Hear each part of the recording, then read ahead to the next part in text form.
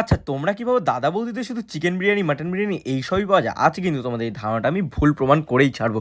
চলে গেছিলাম কিন্তু ব্যারাকপুরের দাদা বৌদিতে, আর ওনাদের এই লাক্সারিয়াস অ্যাম্বিয়েন্স দেখে তো আমি জাস্ট অবাক। প্রথমে কিন্তু মকটেল কাউন্টার থেকে অর্ডার করে নিয়েছিলাম দুটো মকটেল, আর তার সাথে স্টার্টার্সে কিন্তু অর্ডার করেছিলাম ডিম স্যাপ আর হানি মাস্টার্ড ফিশ। প্রথমে কিন্তু ট্রাই করেছিলাম এই মকটেলটা, প্রিয়াঙ্কা ট্রাই করে বললো ওই মকটেলটা কিন্তু ওর লেগেছে জাস্ট অসাধারণ। আর তারপর কিন্তু ও ট্রাই করেছিল ডাম্পলিংসটা। এই ডাম্পলিংসটা কিন্তু প্রিয়াঙ্কা ট্রাই করে বলছে ওটাও এর অসাধারণ লেগেছে, সত্যি একদম অথেন্টিক ডাম্পলিংস যেরকম হয় সেই রকমই খেতে ছিল। তারপর কিন্তু আমরা ট্রাই করেছিলাম এই হানি মাস্টার্ড ফিশটা, খেতে কিন্তু ছিল দুর্দান্ত। আর মেন কোর্সের জন্য কিন্তু আমরা নিয়েছিলাম এনাদের ফ্রাইড রাইস আর চিলি চিকেন।